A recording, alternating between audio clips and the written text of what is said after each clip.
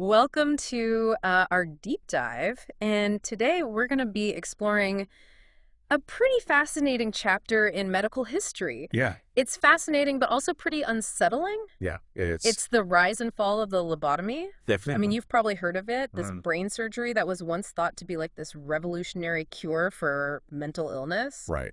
But ultimately, it ended up with a pretty controversial legacy. Yeah, it really did.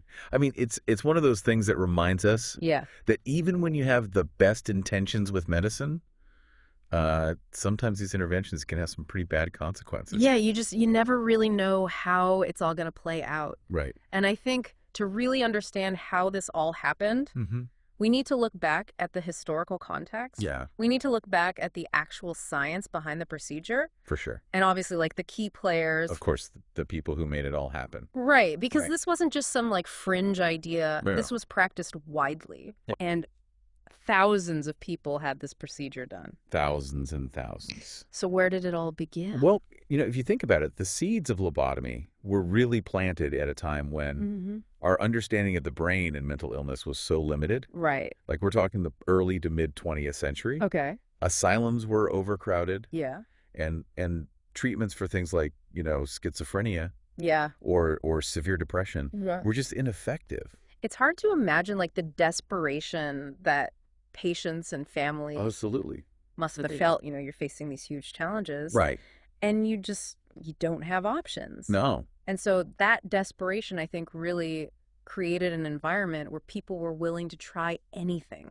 Yeah. Even these radical solutions like lobotomy, Yeah. even if the science behind it was shaky at best. So to understand the procedure, Right. like we kind of have to understand the frontal lobes Okay. because that's obviously a huge part of And this. part of the brain. Yeah. So what were they thinking back then? Well, they thought that if they severed the connections in the frontal lobe, Okay.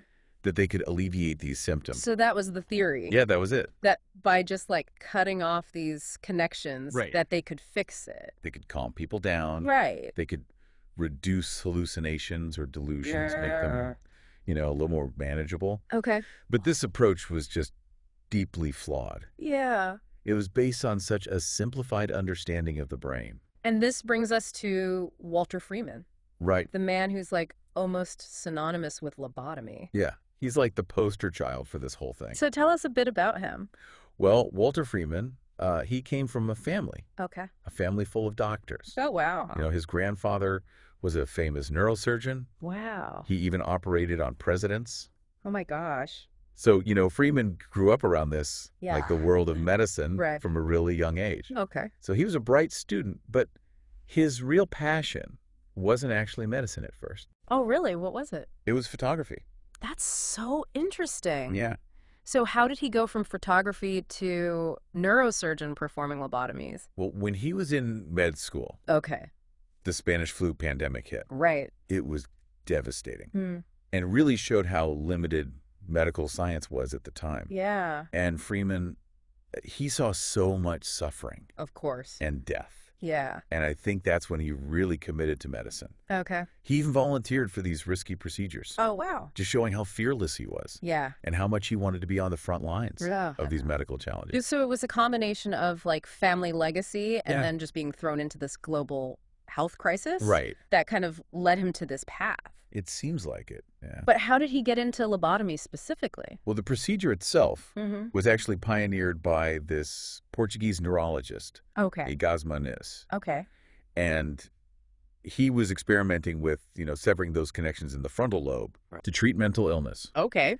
And Freeman learned about Moniz's work at a conference, Oh, wow. and he was immediately captivated. Really? He was like, this is it. This is revolutionary. He thought this was the answer. He thought this was the answer Wow. to a problem that had plagued humanity forever. So that's where his ambition kicks in. Yeah. He wasn't content with just reading about it. No. He wanted to bring it to America. He wanted to make it better. Yeah, and that's where James Watts comes in. Right. James Watts was this talented neurosurgeon. Oh, But unlike Freeman, who was, charismatic and maybe a little impulsive, yeah. Watts was more cautious, Okay. more methodical. Yeah. He wasn't so sure about lobotomy at first. Oh, interesting. But Freeman, Yeah. Freeman was so enthusiastic and persistent. You wore him down? I think he did. Yeah. He convinced Watts to collaborate with him. Okay. And so they started performing lobotomies Mm-hmm. at George Washington University Hospital. Wow. They used this traditional surgical approach where they had to drill holes in the skull Oh, gosh. to get to the brain. Okay. So they were working together, Yeah. but their personalities were so different. Right. I wonder how that played out as they continued to work together. Yeah, I mean, how did that affect their approach to this whole thing? Good question. So we left off with Freeman and Watts, kind of going down this road of lobotomy, Yeah. and they had this shared goal Yeah. of treating mental illness, but their personalities were so different. They were. Freeman was all about like pushing the limits Right. and making this accessible, Yeah, he had this big vision. and Watts was more cautious. Yeah, much more careful. So how did that like play out as they continued to work? Well, you can imagine there was some tension. Oh, I bet. Watts being this meticulous surgeon, Right. he was worried about the long-term effects Right. of lobotomy. Okay. And he thought it should only be for really severe cases Yeah. and done in a hospital. In a controlled setting. Yeah. But that wasn't really Freeman's style. No, not at all. He was like, I got to spread the word of lobotomy. Yeah, he was like, this is it. This is the miracle cure. Wow. This is the answer we've been waiting for. Wow. He wasn't content with just a few patients. Right. He wanted everybody to have access. Yeah, he wanted to make it available to anyone who could benefit. And this is where things get kind of unsettling. Yeah. Because Freeman's desire to make this accessible Mhm. led him to this new technique, Right. the transorbital lobotomy. Oh, yeah. So tell us about that. So this was like a completely different approach. Okay. Instead of drilling into the skull, Yeah. Freeman would go through the eye socket. Wait, what? Yeah. Through the eye socket. The eye socket. Oh my gosh. He would use this instrument that basically looked like an ice pick. No way. Yeah, he'd put it above the eyeball. It's hard to even imagine. I know, right? This being done. He'd hammer it through the bone Oh my gosh. and then sever connections in the frontal lobes. It just sounds so brutal. It was brutal and dangerous. Right. There was a high risk of infection, Yeah. damage to the brain. Right. Like these were all serious concerns Yeah. that Watts and other doctors brought up. And what did Freeman say? Freeman basically dismissed them. Of course he did. He thought the speed and simplicity Yeah. were more important than the risks. It's like he prioritized accessibility Yeah, over safety. I think so. That's kind of scary. It is pretty chilling. It's like his ambition to cure mental illness Right. like blinded him It might have. to potential harm. And, he documented everything. Really? He took all these before and after photos. Oh, wow. But he really focused on the positives. The improvement. Yeah, he kind of glossed over the bad stuff. And what were some of the consequences? Well, the long-term effects were often really bad Okay. and irreversible. Oh, gosh. Some people had huge personality changes. Oh, wow. They became apathetic, Okay. emotionally flat. Wow. They just lacked initiative. Wow. Some people had cognitive problems, Like what? like memory loss, Oh, trouble concentrating, yeah. lower intellectual capacity. It's heartbreaking. It is. These were real people They were with family. with lives. Right. And it's important to remember Yeah. this was often done to people who couldn't really advocate for themselves. Like who? The poor, marginalized communities, Mhm. people who were already institutionalized. Right. So there were big ethical concerns. About consent. Yeah, informed consent. Were patients able to make decisions about their own treatment? Not always, no. So we've got this flawed procedure, Yeah, this driven but maybe misguided doctor, right? and this vulnerable population. Yeah, it's not a good combination. It's a recipe for disaster. It really was. And then Freeman's enthusiasm for this transorbital lobotomy Right. took him beyond the hospitals and clinics. Yeah, he started traveling around. In this van he called the lobotomobile. lobotomobile. Yeah, Oh my God. performing lobotomies everywhere. That's crazy. From mental institutions Yeah. to people's homes. It's like a symbol of this Yeah. whole era, Right. this medical hubris, this Right. quick fix mentality. And all of this happening Yeah, with very little oversight right. or evaluation of the long-term outcomes. Yeah, like what were the long-term results? Exactly. No one was really checking. That's one of the most disturbing parts of all of this. Yeah, Freeman was so sure about the benefits right. that he didn't seem to care about collecting data Oh, wow. or really assessing the impact. So even in medicine, Yeah. personal bias can cloud judgment. Absolutely. It can lead to harmful practices. It definitely can. So how did this lobotomy craze end? Well, a few things happened. Okay. New psychiatric medications came out, Like what? like antipsychotics Okay. in the 1950s, Okay. and these offered a less invasive option. They weren't perfect. Of course. They had their own side effects, Yeah. but it was a glimmer of hope. That you could treat mental illness without surgery. Exactly. So things were starting to shift away from these radical surgeries.